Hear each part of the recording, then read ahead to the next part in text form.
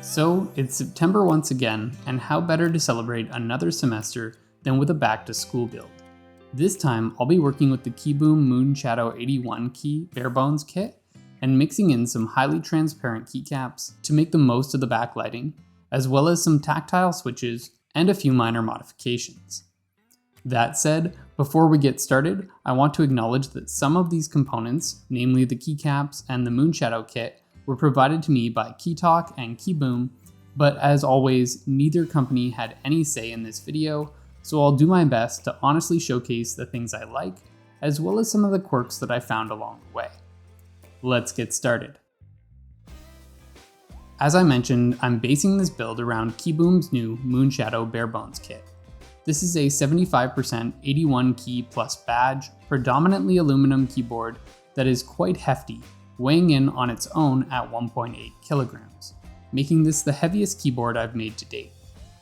The case aesthetic is dominated by straight lines with a slight chamfering on the front edge, as well as a simple but neat side profile that elevates the top case at about 6 degrees with a little overhang, as well as a sneak peek at the base's accent weight. Flipping the case over, the base is very simple and is dominated by a large, kind of coppery bronze metallic weight that has a few accents cut along the top, as well as some glossy black branding. I think this goes really nicely with the electrophoretic and anodized gray coating that I opted for on the body, which itself has kind of a dark bluish tinge in direct lighting. The neatest thing about this case, though, is its enclosure mechanism, which is a simple take on a 7,000-year-old mortise and tenon joint used in woodworking.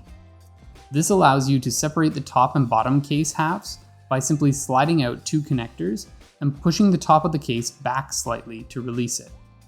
No need for bolts or Allen keys, which is something I've really appreciated while tweaking this build.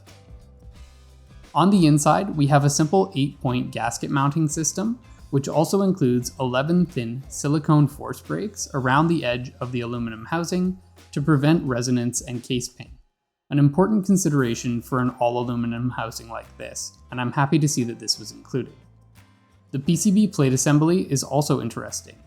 It has a polycarbonate plate with flex cuts, as well as thin integrated silicone switch pads and a thick silicone buffer between the plate and PCB that actually wraps around the outside of both the plate and the PCB to completely isolate it from the case.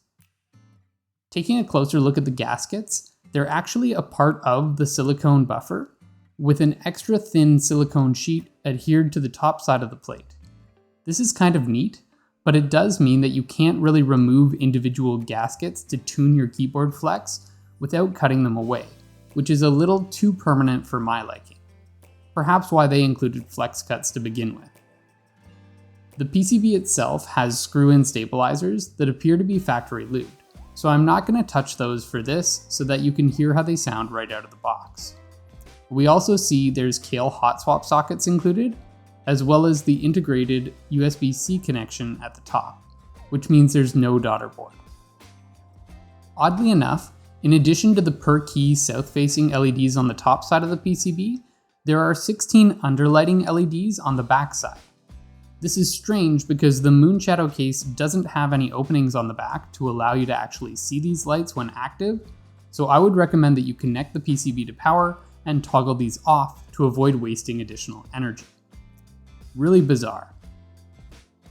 Beneath the PCB, we have a very simple base, which includes a single pour-on foam sheet, as well as the 4 bolts that hold the branded weight in place. For my build, I'm removing the foam and applying a 2-layer Tempest tape mod to the back side of the PCB to allow for a little more flex and some pop. Oh yeah, and it's QMK and VIA compatible, but a little more on that later. As you may know, I'm a big fan of tactile switches, so while KiiBOOM provided me with 3 sets of their own switches, I found some of them to be a little on the scratchy side, so I've decided to use some relatively inexpensive NuPhy Fleeting Golds, which I purchased a while back and have been itching to try out. These have a total force of 65 grams, with 55 at the 2mm operating point, and a total travel of about 3.3 millimeters. Though they use the same durable and smooth polyketone stems and polycarbonate top and bottom housings as NuPhy's Rose Glacier switches, which I really like, the Fleeting Golds feel like they have a little bit smoother and lighter tactile response. Again, these come factory lubed, so I'm not going to touch them and try them as delivered, and will render my verdict accordingly. Rounding off this build, I'm using these KOP white on black and black on white PBT keycaps from KeyTok.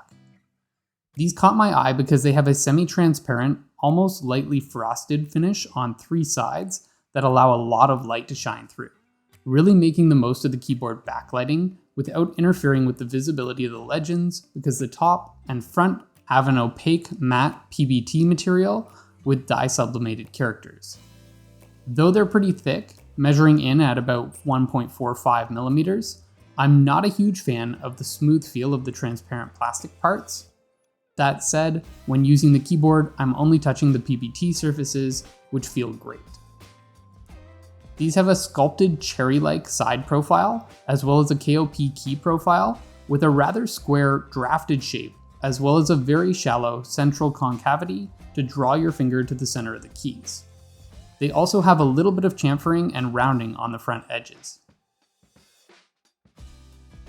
I really like the legends on these keycaps. They're quite bold with no noticeable inconsistencies, central lettering, as well as a horizontal layout for the shift functions, which is simple but just unique enough to catch my attention from time to time. My only real complaint about these legends is that they're only available with Windows characters, which may or may not be an issue for you if, like me, you use a Mac. I've managed to get by just by using muscle memory. Aside from swapping in some of the white on black KOP keycaps for the escape, function, and enter accents, I've also used a black NuPhy KeySpire collaboration Ghostbar in place of a standard spacebar, because the chambering and silicone centerpiece do a good job of cutting down on the hollowness, making the spacebar sound a little more like any other key. That said, let's give this build a listen.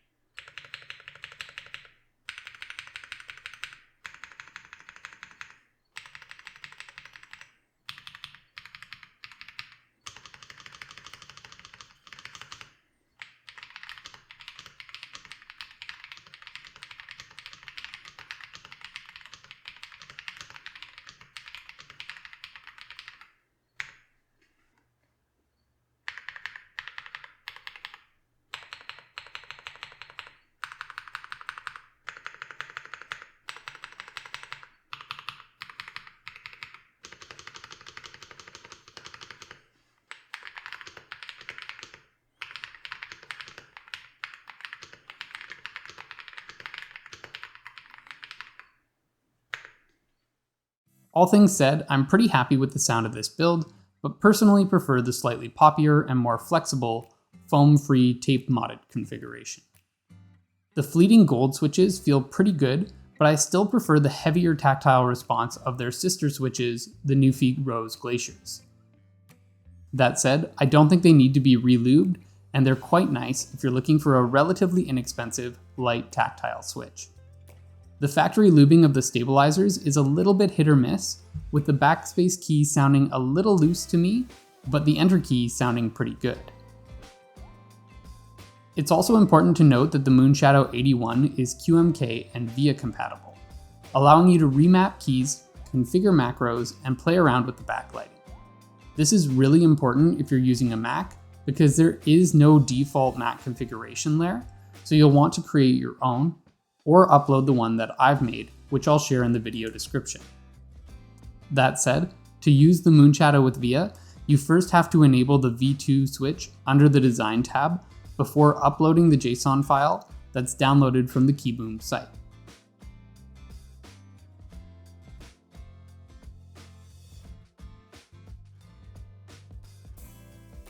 After authorizing the connected keyboard, you should be good to go.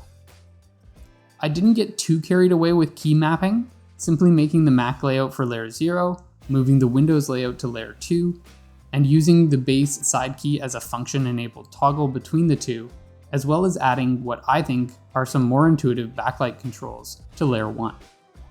These allow me to easily toggle forward and backward between the 39 default backlight effects included with the Moonshadow, as well as the 23 hue points, which is helpful when setting a color-specific effect. Again, I've shared my Moonshadow layer configuration file in the video description. Feel free to work from that to make your own. All things considered, I'm pretty happy with how this build worked out. The Moonshadow's easy access case system has been more helpful than I actually expected, and if you like to alter your build to try out different mods from time to time, this is something I could see being quite valuable. I also really like how prominent the backlighting appears through these highly transparent keycaps. I've actually found that about 80% brightness is enough for my normal use, because the backlight can actually get quite intense. Before I wrap up, it's also worth noting one more peculiarity about the Moonshadow case. Despite this being a strictly wired keyboard with no battery, there is a battery charging indicator LED visible on the top of the keyboard, directly beneath the caps lock's indicator. I don't know if they plan to eventually release a Bluetooth version with a battery, but this is an interesting quirk nonetheless. I guess it makes sense that it never lights up. I also wasn't able to dig up any information about the polling rate of this keyboard, but if I find it, I'll leave it in the video description. That said, for my standard typing and work use, I haven't experienced any noticeable lag. All in, this build costs about $312.40 US plus tax, which is pretty steep, but not wildly expensive in the realm of custom metallic mechanical keyboards. And this accounts for buying 2 keycap sets to get the black on white and white on black accents. But what do you think? Is there something you would have done differently, or another platform that you think I should check out? Please let me know using the comments section, and as always, if you found this video helpful or interesting, please hit the like button, consider subscribing, and I'll see you next time.